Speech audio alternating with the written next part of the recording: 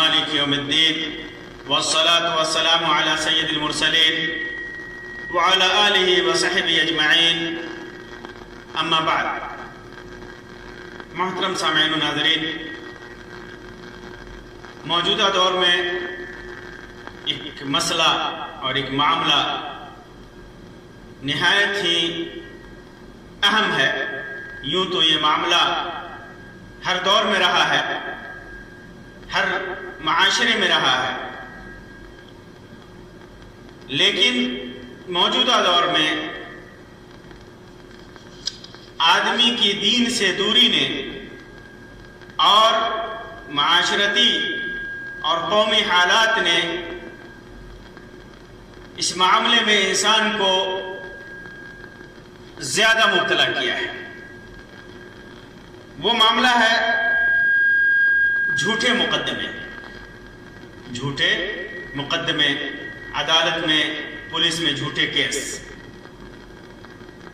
آج کی اس مجلس میں میں آپ کے سامنے اسی سے متعلق چند باتیں رکھنا چاہتا ہوں. آپ کو معلوم ہے کہ مقدمے کرنے والے ہر طرح کے لوگ ہوتے ہیں.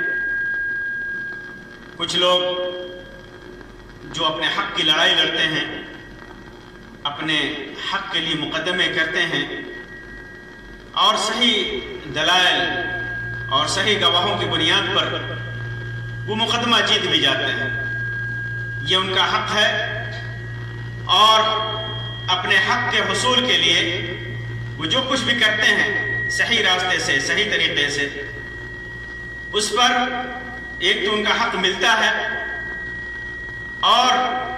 حق ملے نہ ملے اللہ تبارک و تعالیٰ کے ہاں وہ ماجور ہوتے ہیں، انہیں اجر دیا جاتا ہے کیونکہ انہوں نے حق کی لڑائی لڑی ہے. اور اس سلسلے میں جو لوگ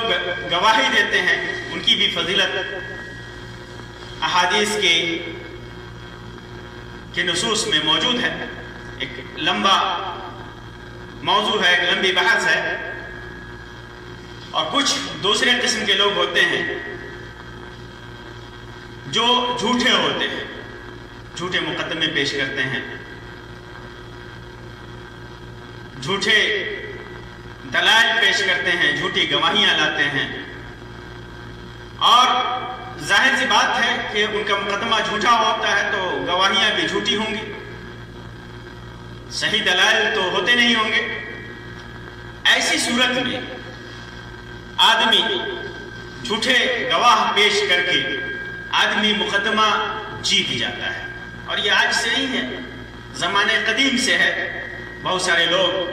اتنے پاورفل ہوتے ہیں، چکنی چپڑی ان کی باتیں ہوتی ہیں اور اپنے زبان کی سلاست کی بنیاد پر وہ مقدمے جیت جاتے ہیں. قاضی یا جج، حاکم ان کی باتیں سن کر، ان کی دلائل کو اور گواہیوں کو سن کر، دیکھ کر فیصلہ دے دیتا ہے ان کے حق میں، کیونکہ وہ اسی کا مکلف ہے. قاضی اور حاکم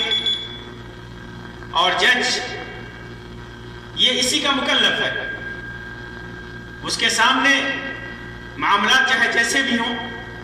جس کی طرف سے گواہی دی جاتی ہے، دلائل پیش کیے جاتے ہیں، اس پر مطمئن ہوتا ہے یا مطمئن نہ بھی ہو، لیکن دلائل جھوٹے آدمی کے حق میں ہے تو فیصلہ اسی کی بنیاد پر دیتا ہے. اس کا حق ہے، اس کی ذمہ داری ہے اور یہ اس پر اس کا مواخذہ بھی نہیں ہوگا. کیونکہ حدیث میں بھی ہے، اللہ کے رسول صلی اللہ علیہ وسلم نے فرمایا کہ حاکم جب فیصلہ کرتا ہے اور غلط فیصلہ کرتا ہے، صحیح فیصلہ کرتا ہے تو اسے 2 اجر ملتا ہے، اور غلط فیصلہ اگر اس سے ہو جاتا ہے تو اسے 1 اجر ملتا ہے. بہرحال جو آدمی جھوٹا مقدمہ پیش کرتا ہے، اس کا مقدمہ جھوٹا ہے، اس کی باتیں جھوٹی ہیں یا باتیں وہ حق سمجھ رہا ہے، وہ سمجھ رہا ہے کہ وہ حق پر ہے، لیکن جو گواہیاں اور جو دلائل پیش کرتا ہے وہ جھوٹے ہیں، وہ جھوٹے ہیں. اپنے حق کو حاصل کرنے کی بنیاد جھوٹ پر رکھتا ہے. تو ایسے لوگوں کے سلسلے میں میں ایک روایت سب سے پہلے آپ کے سامنے پیش کر دوں جو میرے اس درس کا موضوع ہے۔ ام سلمہ رضی اللہ تعالی عنہ، ام المومنین ام سلمہ رضی اللہ تعالی عنہ سے مروی فرماتی ہیں، اس روایت کو امام بخاری نے، امام مسلم نے، امام ترمذی نے، امام ابن ماجہ نے، امام نسائی نے اور دیگر محدثین نے ذکر کیا ہے اپنی کتابوں کے اندر۔ فرماتی ہیں کہ اللہ کے رسول صلی اللہ علیہ وسلم ایک بار اپنے دروازے پر جھگڑا کرنے والوں کی آواز سنی۔ اللہ کے رسول صلی اللہ علیہ وسلم نے اپنے دروازے پر جھگڑا کرنے والوں کی آواز سنی اور پھر آپ نکلے، باہر نکلے، ان کے پاس گئے اور فرمایا انکم تختصمون الی، تم لوگ میرے پاس جھگڑا پیش کرتے ہو، جھگڑے کا مقدمہ لے کر کے آتے ہو، جھگڑا کرتے ہو آپس میں اور اس کا مقدمہ لے کر کے آتے ہو اور فیصلہ کرانا چاہتے ہو، تو سن لو وَلَعَلَّ بَعْدَكُمْ أَلْحَنْ بِحُجَّتِهِ مِنْ بَعْدٍ، اور ایک روایت میں ہے وَلَعَلَّ بَعْدًا أَن يَكُونَ أَبْلَغْ مِنْ بَعْدٍ، کہ تم میں سے کچھ آدمی ایسا ہوتا ہے کہ زیادہ چرب زبان ہوتا ہے، اس کی زبان میں سلاست ہوتی ہے اور دلائل پیش کرتا ہے، دلائل اور گواہیاں پیش کرتا ہے اپنی باتوں کی بنیاد پر۔ بہت سارے لوگ انداز لوگوں کے مختلف ہوتے ہیں، بہت سارے لوگ اپنے معافی ضمیر کی ادائیگی بہت اچھی طریقے سے کرتے ہیں، بہت سارے لوگ نہیں کر سکتے۔ تو ایسی صورت میں جو آدمی چرب زبان ہوتا ہے اپنے معافی ضمیر کی ادائیگی، چاہے وہ سچا ہو یا جھوٹا ہو، بہت بہترین طریقے سے پیش کرتا ہے۔ تو اللہ کے رسول صلی اللہ علیہ وسلم نے فرمایا کہ تم لوگ جھگڑا لے کر کے آتے ہو اور میرے سامنے کچھ آدمی ایسے ہوتے ہیں کہ دلائل پیش کرتے ہیں، اپنی چرب زبانی اور زبان کی مٹھاس کی وجہ سے وہ اپنی بات کہہ لے جاتے ہیں اور دوسرا آدمی نہیں کہہ پاتا ہے، تو ہوتا کیا ہے اقضی لہو بذالک، اقضی لہو بذالک، تو پھر میں اس کی دلائل، اس کی باتیں، یہ سب دیکھ کر کے میں اس کے لیے فیصلہ کر دیتا ہوں، اس کے لیے میں فیصلہ کر دیتا ہوں۔ وَأَحْسِبْ أَنَّهُ صَادِقٌ، وَأَحْسِبْ أَنَّهُ صَادِقٌ، اور میں سمجھتا ہوں کہ یہ سچا ہے، یہ سچا ہے۔ اور ایک روایت میں ہے فَأَقْضِ لَهُ بِنَحْوِ مَا أَسْمَعُ، جو میرے سامنے آتا ہے، جو میں سنتا ہوں، میرے سامنے جو ظاہر ہو کر کے آتا ہے، میں اسی کے مطابق فیصلہ کرتا ہوں۔ فَمَنْ قَضَيْتُ لَهُ، تو جس کے لیے میں فیصلہ دوں، قَضَيْتُ لَهُ بِحَقِّ أَخِيهِ، اگر میں کسی کے لیے اس کے بھائی کے حق کا فیصلہ دوں، یعنی جس کے ساتھ آیا ہے اس کا حق بنتا ہے، مد مقابل کا حق بنتا ہے، جس کے اوپر مقدمہ کیا گیا ہے یا جس نے مقدمہ کیا ہے اس کا حق بنتا ہے، لیکن اس کے حق میں فیصلہ نہ دے کر کے کسی اور اس کی بات سے متاثر ہو کر کے، اس کی گواہیوں کے پیش نظر جو ظاہر ہو کر کے آتا ہے اس کے مطابق میں اس کے حق میں فیصلہ دیتا ہوں۔ فَمَنْ قَضَيْتُ لَهُ بِحَقِّ أَخِيهِ شَيْئًا، کچھ بھی فیصلہ میں اس کے بھائی کے حق میں دے دوں۔ اور ایک روایت میں ہے فَمَنْ قَضَيْتُ لَهُ بِحَقِّ مُسْلِمٍ، کسی مسلم کا حق بنتا ہے اور اس کے مطابق فیصلہ نہیں ہوتا، اس کے حق میں دوسرے کے حق میں فیصلہ ہو جاتا ہے، تو کیا ہوتا ہے؟ فَإِنَّمَا أَقْطَعَ لَهُ قِطْعَةً مِّنَ النَّارِ، کیا فرمایا؟ فَإِنَّمَا أَقْطَعُ لَهُ قِطْعَةً مِّنَ النَّارِ، میں اسے جہنم کا ٹکڑا دے رہا ہوتا ہوں۔ یہ آدمی جس کے حق میں فیصلہ ہوا، اس نے گواہی دی، جھوٹی گواہی دی، اس نے ایسی باتیں کی جن باتوں کی بنیاد پر میں نے، جو میرے سامنے ظاہر ہو کر کے آیا، یہ پتہ لگتا ہے کہ اس کا حق بنتا ہے، میں نے اس کے حق میں فیصلہ دے دیا، جبکہ فیصلہ دوسرے کے حق میں ہونا چاہیے، حقدار دوسرا ہے، دوسرے کا حق بنتا ہے، لیکن اس کی چرب زبانی کی وجہ سے، اس کی زبان کی سلاست کی وجہ سے، اس کی باتوں کی وجہ سے، اس کی گواہی کی وجہ سے میں نے اس کے حق میں فیصلہ دے دیا، تو سمجھ لو اس کے حق میں فیصلہ تو ہو گیا، اس نے وہ چیز تو لے لی، وہ فیصلہ تو قبول کر لیا، لیکن در حقیقت میں نے اسے جہنم کی آگ دی ہے، میں نے اسے آگ کا ٹکڑا دیا ہے، جہنم کا ٹکڑا دیا ہے۔ فَلَا يَأْخُذُهُ، اسے اس ٹکڑے کو نہ لے، اسے چاہیے کہ وہ اپنے حق سے، جو اس کے حق میں فیصلہ ہوا ہے، جو در حقیقت اس کا حق نہیں ہے، اس حق سے دستبردار ہو جائے، ورنہ جہنم کا ٹکڑا لے کر کے واپس جائے گا۔ اور ایک روایت میں ہے فَإِنَّمَا هِيَ قِطْعَةٌ مِّنَ النَّارِ فَلْيَأْخُذْهَا أَوْ لِيَدْعَهَا، کہ میں اسے، یہ جہنم کا ایک ٹکڑا ہے، جہنم کی آگ ہے جو میں اس کے حق میں دے رہا ہوں، چاہے تو وہ لے لے، چاہے تو وہ لے لے، اور چاہے تو وہ اسے چھوڑ دے۔ اللہ کے رسول صلی اللہ علیہ وسلم نے فرمایا تھا ایسی اسی وقت کہ میں ایک انسان ہوں، انما انا بشر، میں تمہاری طرح کا ایک انسان ہوں، تم میرے پاس جھگڑے لاتے ہو، ممکن ہے تم میں سے بعض اپنے مقدمے کے پیش کرنے میں فریق ثانی کے مقابلے میں زیادہ چرب زبان ہو، اور میں تمہاری بات سن کر کے فیصلہ کر دوں، تو جس بھائی کے لیے میں جس شخص کے لیے میں اس کے بھائی یعنی فریق مخالف کے حق والا فیصلہ دوں، تو چاہیے کہ اسے نہ لے، وہ آگ کا ایک ٹکڑا ہے، آگ کا یہ ٹکڑا ہے، جہنم کا ٹکڑا ہے۔ محترم سامعین و ناظرین، جھوٹے مقدمے، یہ جھوٹے مقدمے ہر دور میں سماج کے لیے، خاندان کے لیے، افراد کے لیے پریشانی اور مصیبت کا سبب رہے ہیں۔ ظلم اور حق تلفی کے خلاف مقدمہ ہر معاشرے کی ضرورت رہی ہے، ہر انسان کی ضرورت رہی ہے، کیونکہ جہاں ظلم، حق تلفی، بے ایمانی، چوری، ڈکیتی، جھوٹ، غبن، تعلی و تکبر و تعصب سے پیدا شدہ حالات ہوں گے، وہاں مقدمات کا وجود ضروری ہوگا۔ اور یہ مقدمے اہل حق کے لیے جہاں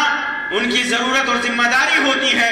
وہیں ان سے ناجائز فائدہ اٹھانے والے افراد بھی ہوتے ہیں، جو ناجائز فائدہ اٹھاتے ہیں۔ اور حق کے لیے لڑنا ایک طرف اپنے حقوق کی حفاظت کے لیے جہاں ضروری ہے، وہیں یہ ایک کار خیر ہے، اور اس میں گواہی دینے والا بھی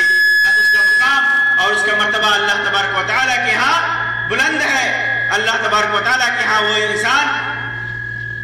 محبوب ہے، لیکن جب لوگ ناجائز حقوق کے حصول کے لیے لڑیں تو نہ یہ کہ معاشرے کے لیے ناسور بن جاتا ہے، بلکہ اللہ تبارک و تعالیٰ کے نزدیک ایسا شخص ناپسندیدہ قرار پاتا ہے، وہ جہنم کی آگ لے کر کے جاتا ہے۔ ہم دیکھتے ہیں کہ بسا اوقات آدمی خود کو برحق سمجھتا ہے یا کبھی برحق ہوتا بھی ہے، لیکن اس کے ساتھ ساتھ جب مقدمہ بازی کا وقت آتا ہے تو اپنے حق کے لیے، اپنے حق کے حصول کے لیے ہر قسم کے جھوٹے سچے دلائل اور گواہ پیش کرتا ہے، حق کے حصول کے لیے جھوٹ کا سہارا لیتا ہے، جھوٹ کے سہارا لینے سے پرہیز نہیں کرتا۔ اگر کوئی ایسا ہے اور ایسا کرتا ہے تو وہ بھی شریعت و قانون کی نگاہ میں مجرم ہوتا ہے۔ فیصلہ اگرچہ اس کے حق میں ہو جائے، لیکن اس کا فیصلہ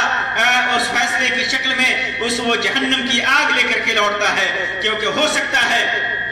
ہے اس مقدمے کے دوران اس دوران کئی افراد کو جھوٹ کا مرتکب قرار دے جائے، کیونکہ جو اس کی طرف سے گواہی دے گا، انسان اپنا حق حاصل کر رہا ہے لیکن جھوٹی گواہی لایا، جھوٹی دلیل لایا، تو یہ جھوٹا گواہ اس نے جھوٹ بولا ہے، یہ گنہگار ہو گیا، اور ایک گنہگار کا استعمال اس نے کیا ہے، گنہگار کے گناہ سے اس نے فائدہ اٹھایا ہے، خود گناہ کر رہا ہے اور دوسرے کو گناہ کا مرتکب قرار دے رہا ہے، دوسرے کو گنہگار بنا سکتا ہے۔ کئی افراد اس میں گنہگار ہو جاتے ہیں، یا اسی طرح جن لوگوں پر مقدمہ کیا ہے، بسا اوقات ایسا ہوتا ہے کہ کئی بے قصور افراد اس زد میں آ جاتے ہیں، اور اس لیے کہ بعض مقدمات کی نوعیت ہی ایسی ہوتی ہے جو کئی افراد یا کئی گھرانے جو بے قصور ہوتے ہیں ان پر بھی مشتمل ہوتے ہیں، اور وہ بھی اس کا شکار ہو جاتے ہیں، جھوٹے مقدمے کا شکار ہو جاتے ہیں، جھوٹی دلائل اور جھوٹی گواہی کا شکار ہو جاتے ہیں۔ آج میں چند باتیں آپ کے سامنے اس سلسلے میں، اس کی تو بہت ساری مقدمے کی بہت ساری صورتیں ہوتی ہیں، ان میں زیادہ تر تعلق زمین جائیداد، مال و دولت، خاندانی اور معاشرتی معاملات سے متعلق ہوتا ہے، کبھی کبھی آل و اولاد سے متعلق مقدمہ ہوتا ہے، طلاق اور نکاح اور خلا سے متعلق، طلاق اور خلا سے متعلق مقدمہ ہوتا ہے، میاں بیوی کے جھگڑوں کے سے متعلق مقدمہ ہوتا ہے۔ مختلف مقدمے ہیں جن کا احاطہ، جن کا شمار کرنا یہ وقت طلب ہے، لیکن اس سے متعلق اس مجلس میں چند باتیں آپ کے سامنے رکھنا چاہتا ہوں، چند مثالیں اس سلسلے میں رکھنا چاہتا ہوں، اس دعا کے ساتھ کہ اللہ تعالی ہم سب کو اس قسم کے شر و فتن سے محفوظ رکھے۔ جھوٹے مقدموں میں سے ایک عام طور پر آج ہمارے معاشرے میں جو سب سے زیادہ نقصان دہ وہ میاں بیوی کے تعلق سے ہے، خاندانوں کے تعلق سے ہے، میاں بیوی کے تعلق سے ہے، بیوی اور شوہر کے تعلق سے ہے۔ ہم دیکھتے ہیں کہ بسا اوقات میاں بیوی میں لڑائی ہوتی ہے، یا گھر میں لڑائی ہوتی ہے، عورتوں میں لڑائی ہوئی، مردوں میں لڑائی ہوتی ہے اور بات نہیں بنتی۔ شریعت کا حکم ہے کہ گواہ بیٹھایا جائے، صلح کرایا جائے۔ اگر اس سے بات نہ بنے تو حکم ہے لڑکے کو اور اس کے خاندان والے کو کہ اگر بات نہیں بنتی ہے تو پھر راستہ نکالا جائے، احسان کے ساتھ، آسانی کے ساتھ، نرمی کے ساتھ طلاق دے دیا جائے، چھوڑ دیا جائے۔ یا اگر نہیں چھوڑتا ہے تو لڑکی والوں کا جو معاملہ ہے وہ خلا کا ہے، عدالت سے، کورٹ سے، معاشرے سے، حاکم سے خلا کرا لے، جو شرعی طریقہ ہے خلا کا، ایک الگ موضوع ہے یہ۔ لیکن ہوتا کیا ہے جب آدمی اپنی ناک کا سوال بنا لیتا ہے، ایسے معاملات میں عام طور پر لوگ اپنے ناک کا سوال بنا لیتے ہیں، اپنی گردن نیچی نہیں ہونی چاہیے۔ ہماری بات کیوں نہیں رہے گی؟ ہماری بات کیوں نہیں رہے گی؟ لڑکی ایسی صورت میں بہت سارے جرائم کر کے اپنے سسرال سے بھاگتی ہے، اپنے میکے میں جا کر کے بیٹھ جاتی ہے۔ زیادہ تر ایسے معاملات میں دیکھا جاتا ہے کہ لڑکی الزام لگاتی ہے اپنے سسرال والوں پر، اپنے شوہر پر الزام لگاتی ہے، اور مقصد اس کا یہ ہوتا ہے کہ لڑکے کو اس کی ماں باپ سے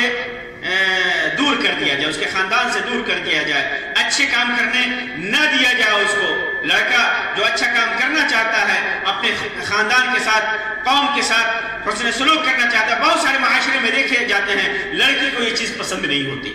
اس کے بہنوں سے اس کا تعلق پسند نہیں ہوتا، اس کے ماں باپ سے اس کا تعلق پسند نہیں ہوتا، ماں باپ کے ساتھ حسن سلوک پسند نہیں ہوتا۔ بہت سارے معاملات ہوتے ہیں جو ناجائز طریقے سے، غلط طریقے سے لڑکے کو اپنے فیور میں کرنا چاہتی ہے، پھر اس کے بعد اس کا گھر چھوڑ کر کے میکے میں جا کر کے بیٹھ جاتی ہے، بے جا آسانی کا مطالبہ کرتی ہے۔ تو ایسی صورت میں لڑکا طلاق دے اس سے پہلے ہی یا طلاق دے دیتا ہے تو جہیز اتپیڑن کا مقدمہ کر دیتی ہے، جھوٹا، جبکہ اس کے ساتھ ایسا کوئی معاملہ نہیں ہے۔ جس کے ساتھ جہیز اتپیڑن کا معاملہ ہے، جہیز کے لیے ستایا جا رہا ہے، یہ ایک الگ موضوع ہے۔ اس میں وہ قوم، وہ خاندان، وہ لڑکا، اس کا باپ، اس کی ماں، یہ سب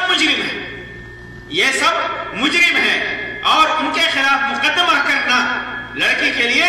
یہ ضروری ہے تاکہ معاشرہ اس برائی سے، اس ظلم سے، اس ناانصافی سے پاک ہو، لوگ اس سے نصیحت حاصل کرے۔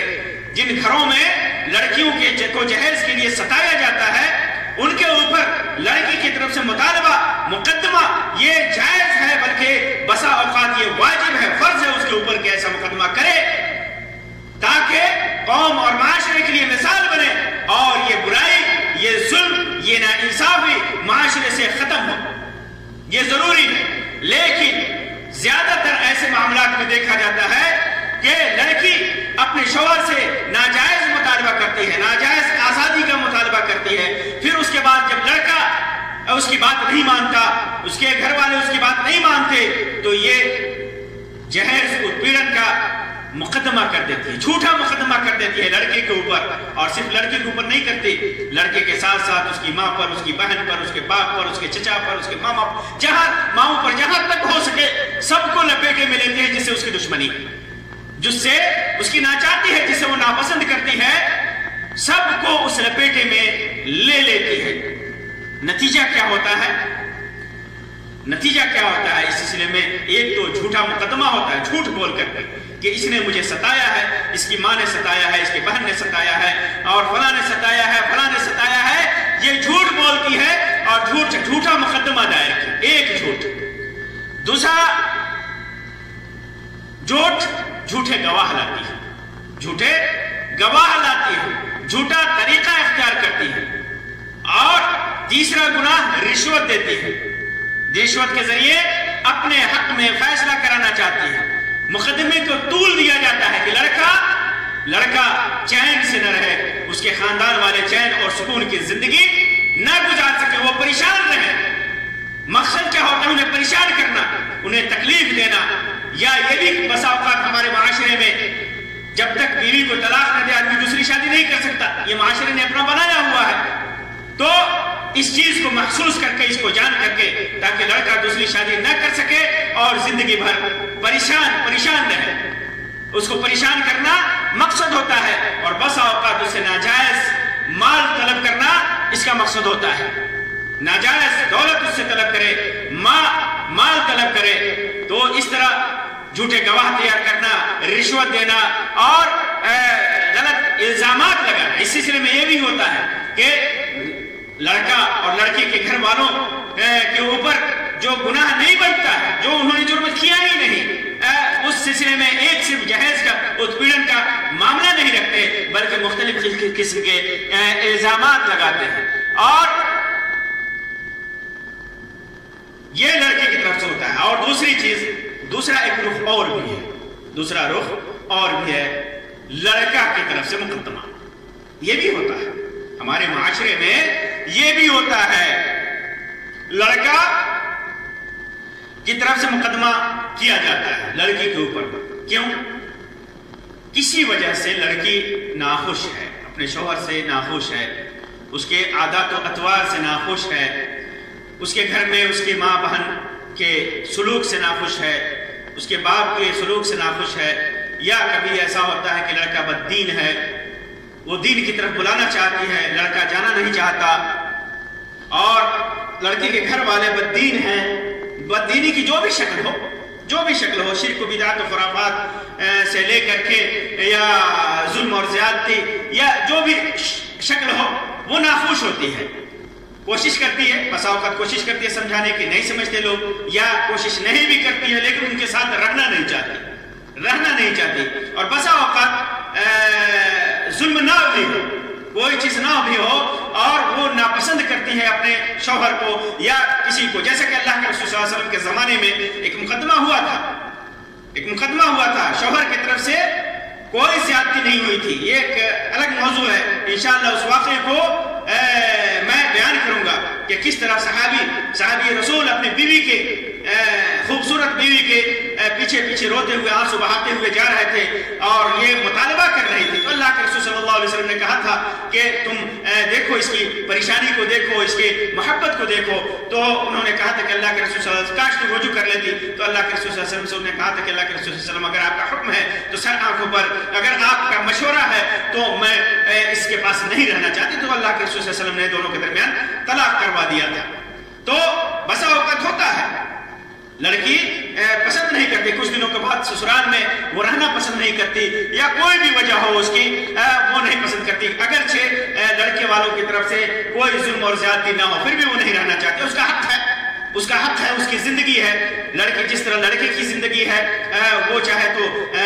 کسی لڑکی کے ساتھ شادی کر کے رہنا چاہے تو نہ رہے، اس کی زندگی ہے، جس سے چاہے شادی کرے نہ کرے۔ اسی طرح لڑکی کا بھی اپنا حق ہے، جس سے چاہے شادی کرے، جس سے چاہے شادی نہ کرے، جس کے ساتھ رہنا چاہے جس کے ساتھ نہ رہنا چاہے نہ رہے۔ تو ایسی صورت میں لڑکی بسا اوقات اپنے میکے چلی جاتی ہے، یا وہاں رہتے ہوئے بھی وہ رہنا نہیں چاہتی، اور تو اس کے اوپر ناجائز اور جھوٹا مقدمہ ٹھوک دیا جاتا ہے۔ لڑکے والے بسا اوقات اپنی تعصب اور تنگ نظری کا شکار ہو جاتے ہیں. لڑکے والے یا لڑکا اپنے تعصب اور تنگ نظری کا شکار ہو جاتے ہیں. ان کا ذہن اتنا خراب ہوتا ہے کہ یہ سوچتے ہیں کہ لڑکی ہمارے اوپر مقدمہ نہ کرنے سے پہلے خود مقدمہ کر دو، خود مقدمہ کر دو، اور وہ مقدمہ ٹھوک دیتے ہیں، مقدمہ ٹھوک دیتے ہیں. بسا اوقات تو ہوتا ہے کہ لڑکی غلطی کر کے بھاگی ہے، لڑکی غلطی کر کے بھاگی ہے، لڑکی چوری کر کے بھاگی ہے، لڑکی نے بدکاری کی ہے، لڑکی نے کچھ بھی کیا ہے، وہ بسا اوقات ہوتا ہے. اور بہت سارے معاملات میں ایسا ہوتا ہے. لیکن بسا اوقات ہوتا ہے کہ اس نے کچھ کیا نہیں ہے،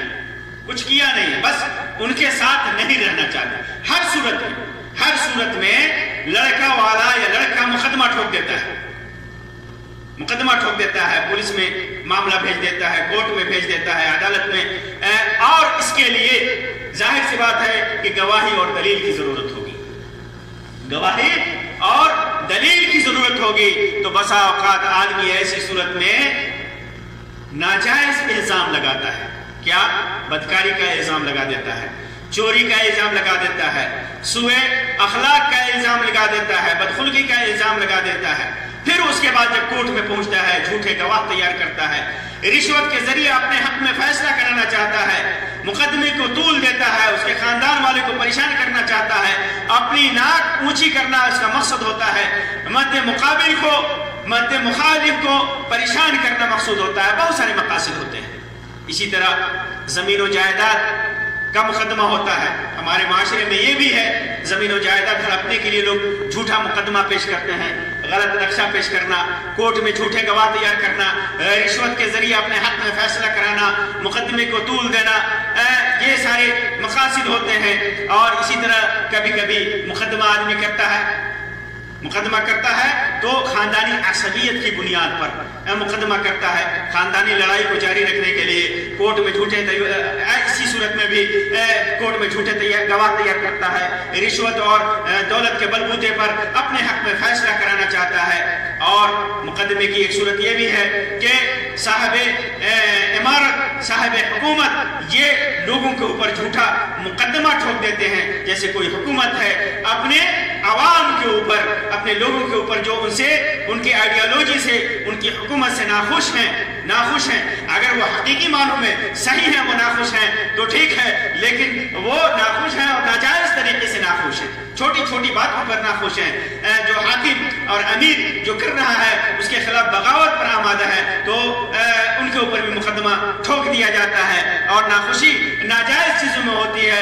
یا جائز چیزوں میں، اور حکومت جھوٹے الٹے سیدھے الزامات لگاتی ہے. جیسے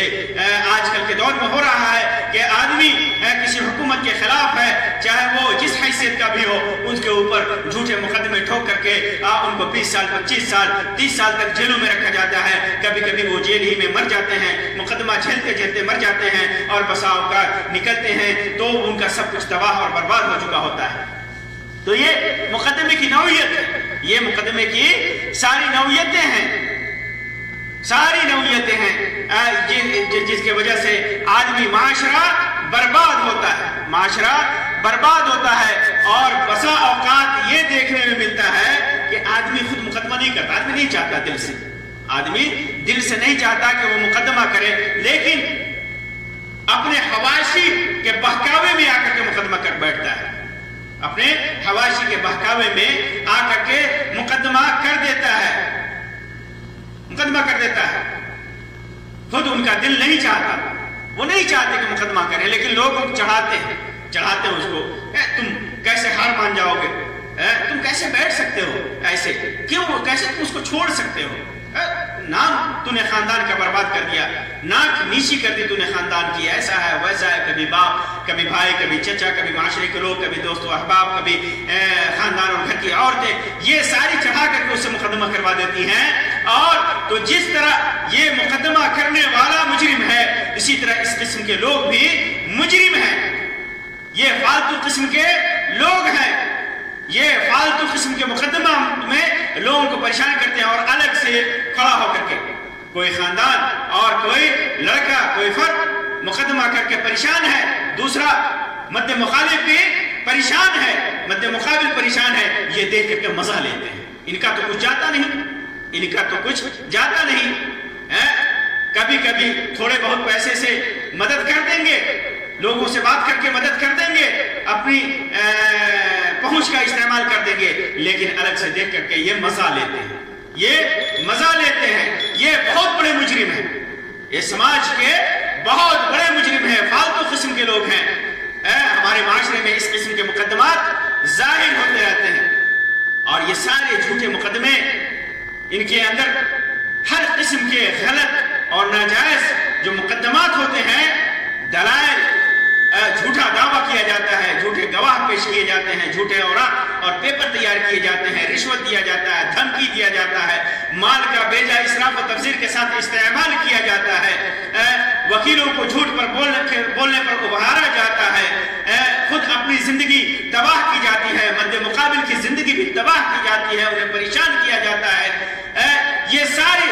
انجام اس کا بھیانک انجام ہے، دینی اور دنیاوی ہر طرح سے اس کا نقصان ہے. یہ چیز خوب اچھی طرح سے وہی آدمی سمجھ سکتا ہے جو جس کا اس جیسے مقدمات سے واسطہ پڑا ہو، اس جیسے مقدمات سے واسطہ پڑا ہو. آپسی اختلاف و انتشار، لمبی چلنے والی دشمنی، خاندان کی تباہی، بچوں کا مستقبل خراب ہونا، نفرت کا ریلا، کاروبار اور نوکری پر برا اثر، معاشرے میں بدنامی اور لوگوں کا اعتبار کھونا. لوگ بھی ایسے آدمی کو غلط نگاہوں سے دیکھتے ہیں. بسا اوقات تو ایسے خاندان میں لوگ شادی بیاہ سے بھی کتراتے ہیں، ان لوگوں سے معاملات کرنے سے بھی کتراتے ہیں جن خاندانوں میں اس قسم کی مقدمات کا اور اس قسم کے کیسوں کا چلن ہو اور اس قسم کا کیس پایا جائے، مقدمات پایا جائے. اسی طرح اس کا بھیانک انجام میں سے ایسے مقدموں کا قتل و غارت گری تک نتیجہ پہنچتا ہے، رشتے ٹوٹتے ہیں، مال کا ناجائز اور غلط استعمال ہوتا ہے، غلط راہ میں پیسے خرچ ہوتے ہیں. اس کے علاوہ یہ تو دنیاوی نقصان ہے، اس کے علاوہ جو دینی نقصان ہے، جو میں نے بتایا، جو میں نے حدیث پیش کی ام سلمہ رضی اللہ تعالیٰ عنہ کی، کہ اللہ کے رسول صلی اللہ علیہ وسلم نے فرمایا کہ دو آدمی میرے پاس اپنا جھگڑا لے کر کے آتے ہیں، ایک کی بات اتنی واضح ہوتی ہے اور اتنا چرب زبان ہوتا ہے کہ میں سمجھتا ہوں کہ شاید یہ حق پہ ہے تو میں اس کے حق میں فیصلہ دے دیتا ہوں، لیکن اگر وہ یہ جانتا ہے کہ اس کا حق نہیں ہے تو گویا وہ آگ لے کر جا رہا ہے، آگ کا ٹکڑا لے کر کے جا رہا ہے، جہنم کی آگ ہے، یہ جہنم کی آگ لے کر کے جا رہا ہے. وہ لے کر کے جائے گا تو جہنم کی آگ لے کر کے جائے گا. تو اسے چاہیے کہ وہ فیصلہ جو اس کے حق میں ہوا ہے اس سے دستبرداری کا اعلان کرے، اس سے دستبردار ہو جائے، اور پہلے تو ایسا مقدمہ نہ پیش کرے، اور اگر پیش کرتا ہے اس کے حق میں فیصلہ ہوتا ہے اور وہ سمجھتا ہے کہ یہ حق ناحق فیصلہ ہے، یہ فیصلہ میرے حق میں ہوا، لیکن اس کا حقدار اس کا بھائی ہے، اس کا مسلمان بھائی ہے اور اس کا فریق مخالف ہے، تو اس سے دستبرداری کا اعلان کرنا چاہیے. یہ دینی نقصان ہے، یہ دینی نقصان ہے ایسے مقدموں کا. اور ظاہر سی بات ہے آپ کے سامنے میں بتا دوں کہ ایمانداری کا ایسے مقدمے سے بچنے کا علاج کیا ہے. آخر میں آپ کو بتاؤں کہ اس قسم کے مقدموں سے بچنے کا علاج کیسے آدمی بچ سکتا ہے. تو سب سے پہلی بات ہے کہ ایمانداری اور امانت داری. انسان کے اندر ایمانداری اور امانت داری کی صفت ہونی چاہیے. ایمانداری کو نہیں چھوڑنا چاہیے. جس کے اندر ایمانداری ہوگی، امانت داری ہوگی، اس قسم کی جھوٹے مقدمے نہیں کرے گا، دین پر صحیح طور پر عمل کرے گا، تقوی شعار ہوگا، اللہ کا خوف ہوگا، قیامت کے دن سزا اور حساب و کتاب کا خوف ہوگا، جہاں ذرے ذرے کا حساب ہوگا. اللہ تبارک و تعالیٰ فرماتا ہے فَمَن يَعْمَلْ مِثْقَالَ ذَرَّةٍ خَيْرًا يَرَهُ وَمَن يَعْمَلْ مِثْقَالَ ذَرَّةٍ شَرًّا يَرَهُ. ذرہ برابر بھی نیکی کیا ہوگا قیامت کے دن دیکھے گا، ذرہ برابر بھی برائی کیا ہوگا، غلط کیا ہوگا، قیامت کے دن وہ دیکھے گا، اس پر اس کا حساب و کتاب ہوگا، اسے سزا ہوگی. ام المومنین عائشہ رضی اللہ تعالیٰ عنہ کی روایت ہے صحیح بخاری اور مسلم کی.